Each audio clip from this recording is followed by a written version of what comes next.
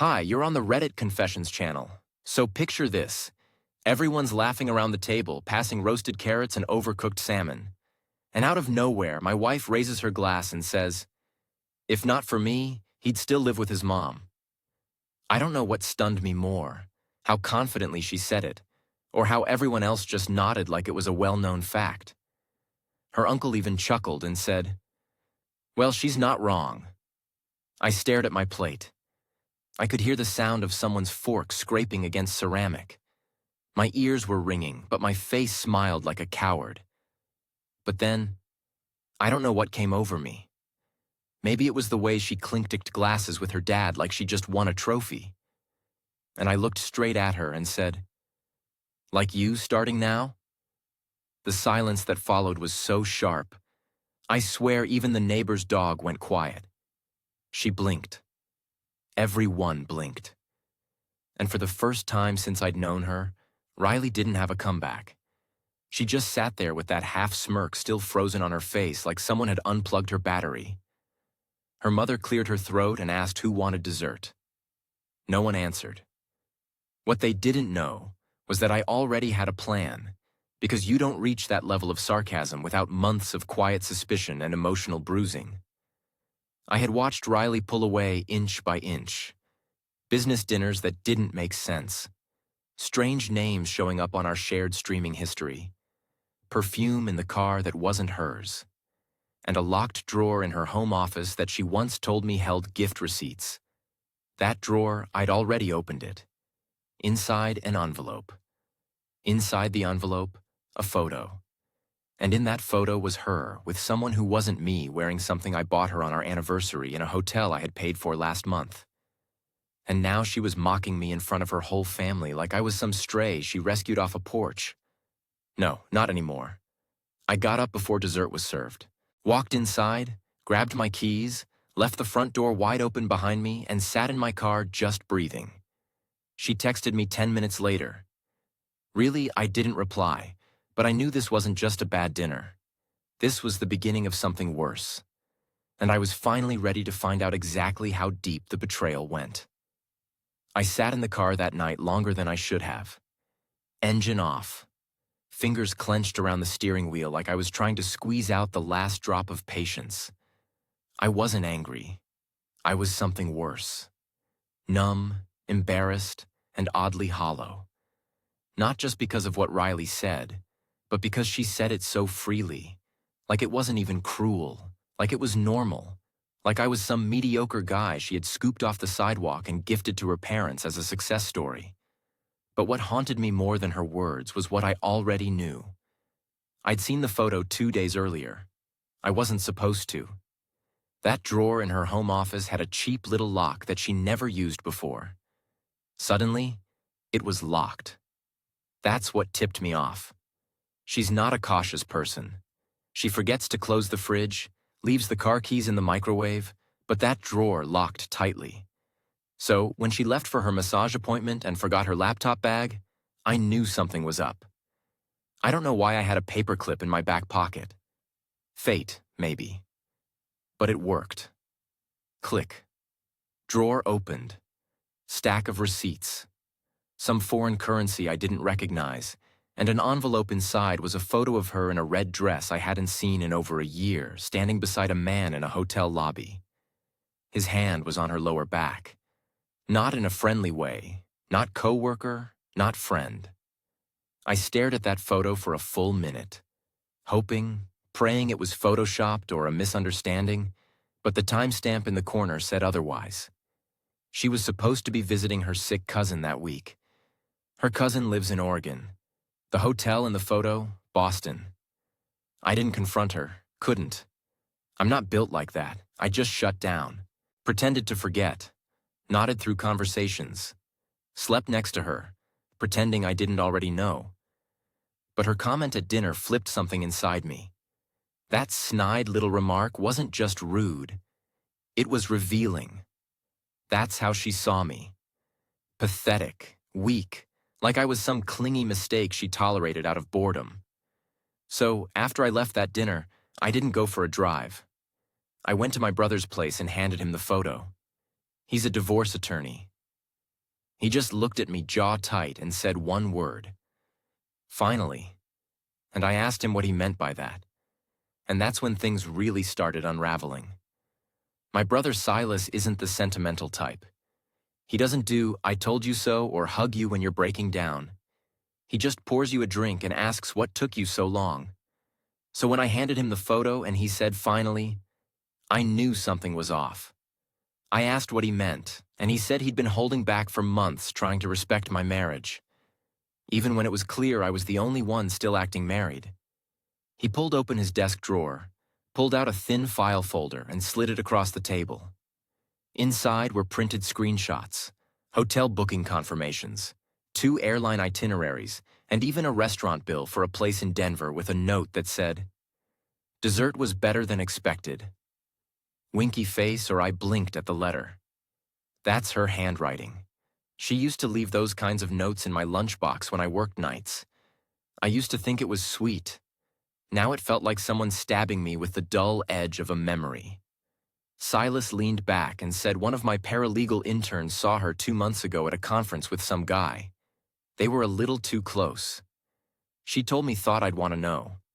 I didn't believe it at first. Then I started paying attention. I asked why he didn't tell me sooner, and he just looked at me and said because you would have defended her, and he was right. I would have.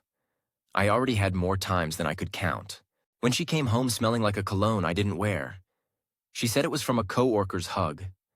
When she missed our anniversary dinner, she claimed her flight got delayed. I believed her every time because I wanted to, because the alternative meant everything we built was fake or worse, real, but only to me. I asked Silas what I should do next. He said, "You already started. Just don't stop now."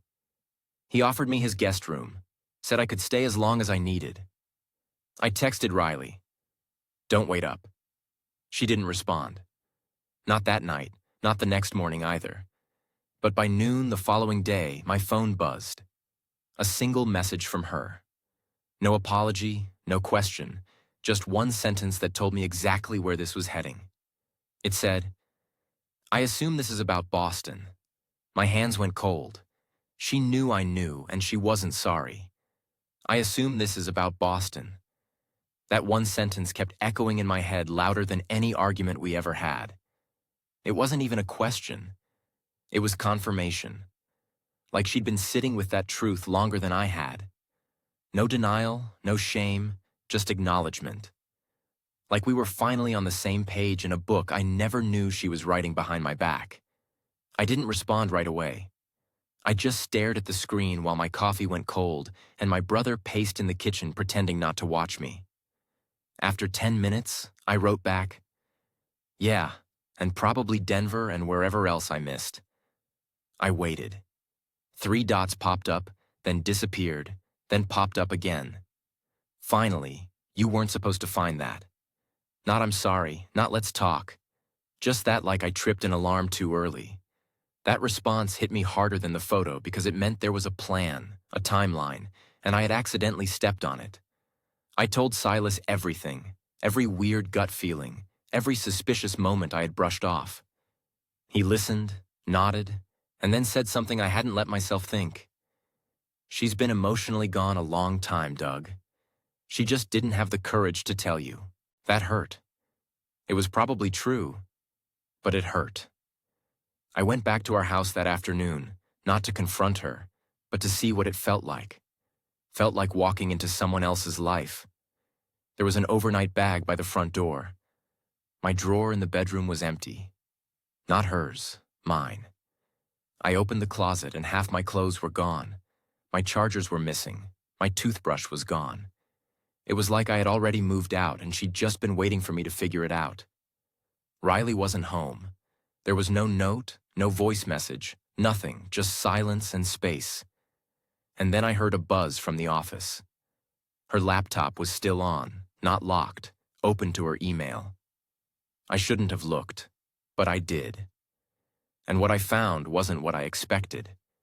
There wasn't just one affair. There were three names, 3 threads of messages with the same tone.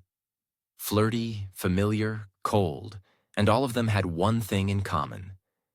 They were making plans. None of them knew about the others, but all of them knew about me. And they all spoke about me like I was some obstacle she hadn't quite cleared yet. I scrolled through one thread and froze when I read the message. He's passive. He won't do anything drastic. Just needs a gentle nudge out the door. That's when I realized I wasn't part of the story anymore. I was just the final inconvenience she hadn't managed to delete. The phrase gentle nudge out the door burned itself into my memory like it had been branded across my chest. It was written so casually, like I was a defective appliance she was scheduling for pickup. No guilt, no fear, just logistics. I stared at that sentence over and over until the words lost meaning. But the feeling didn't. That wasn't just betrayal. It was strategy. Riley had reduced me to a chore, and she wasn't even hiding it anymore. I closed the laptop with shaking hands, backed out of the room like it was filled with radiation, and sat on the couch in a house that technically still had my name on the mortgage. My throat was dry, but I didn't want water. I wanted, I don't even know, a reset button, a way to wake up and pretend this whole version of my life had just been a weird dream. But no matter how long I sat there, the truth didn't shift. My toothbrush was still gone. My drawers were still empty. Her overnight bag was still near the door. But now I noticed the luggage tag had a different name on it. Her maiden name, Riley Green. Not Riley Patterson, not mine. I started to piece together something uglier than infidelity erasure. She was slowly erasing me, detail by detail, until nothing of us remained. I got up and checked our closet again. All our framed photos had been pulled from the top shelf. I walked into the guest room and opened the linen chest. Our wedding album gone. The backup drive with our vacation videos gone. Even the little clay trinket we made together at that pottery class 2 years ago missing. Riley wasn't just cheating. She was preparing for a life where I never existed. I should have been furious. I should have broken something. Screamed, flipped furniture, but all I felt was this quiet, suffocating grief. The kind of grief that creeps in when the person you loved turns into someone you wouldn't recognize on the street. I texted Silas. "You were right, that's all I said." He wrote back immediately. "She moved on before you ever stood up from that dinner table." I didn't reply. I just walked out, closed the front door slowly, and realized I didn't have a key anymore. She had changed the locks without saying a word, not even a fight. Just like that, marriage over. And I was left standing on the porch of a house that used to be mine. With nowhere to go and a marriage that had already ended, I just hadn't been notified. 2 days later, I got a message that wasn't meant for me. It came through our shared Family Plans cloud account, the one Riley forgot I still had access to. A new iMessage popped up on the old iPad I kept in my car glove box, and I only saw it because I was looking for a charging cable. It lit up while I was sitting at a red light. I opened it without thinking, expecting maybe a spam code or something harmless. Instead, it was her Riley. She was texting someone named Grant Briefcase Cocktail Glass, and she said, "I think he finally figured it out. He's too slow for drama though, so this should be clean." I pulled over immediately. My heart was pounding, my hands sweating against the steering wheel. "There was more," Grant had replied. "Then it's time. Come to LA this weekend. Let's make it official." Riley answered, "Flight's already booked. New number soon. Divorce on the way." My mouth went dry. Not just because she was running, but because she was running forward, not hiding. She had a plan, a future. One that didn't include me. And from the tone of their exchange, she'd convinced him I was some passive background character, like I just fade out silently, no resistance. I drove around for hours, not sure where I was going. I ended up parked outside the public library where we used to take Sunday walks and pretend we were the kind of couple who loved quiet things. It felt pathetic, but I sat there anyway, replaying everything. She hadn't just prepared for the end. She had rehearsed it, had backup plans, new phone, new city, New name. I didn't know who this Grant was, but judging from the emojis and the tone, he wasn't her first fallback. Probably not her second either. That night, I finally responded to her message from days earlier. Keep the house. I already packed what mattered. It wasn't true. I had nothing packed, but I wanted her to feel uncertain for once. Let her wonder what I knew, what I'd taken, what I was doing. Because the one thing I had left was the ability to move in silence just like she had. And for the first time in years, I stopped asking why would she do this, and started thinking, what happens if I don't disappear the way she expected? That question lit something in me. Not anger, not revenge, something quieter, sharper. She thought she'd erased me. She hadn't. Not yet. The day after I saw the message to Grant, I got a call from a number I didn't recognize. I almost didn't answer. My instinct lately had been to avoid anything that might sting, but something in me said to pick up. A woman's voice on the other end asked, "Is this Douglas Patterson?" I hesitated. "Yes," she sighed in relief. "Hi, I'm calling from Bellevue Properties. You're still listed on the lease for the Venice Beach apartment. We just wanted to confirm if you and your wife would both be moving in next month or just her." My blood turned to ice. Venice Beach. That wasn't even on my radar. I'm sorry. What apartment?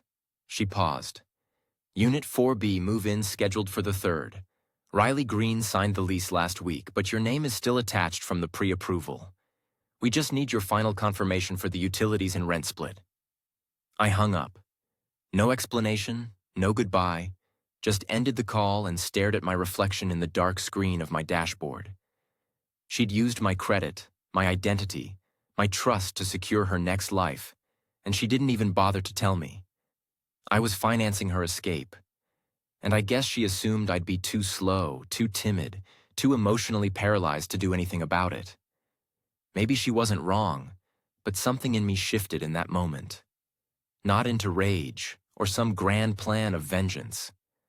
No, that's not who I am, but clarity. Yeah, cold, humbling clarity. She hadn't been trying to hurt me. That would have required emotion. This was worse.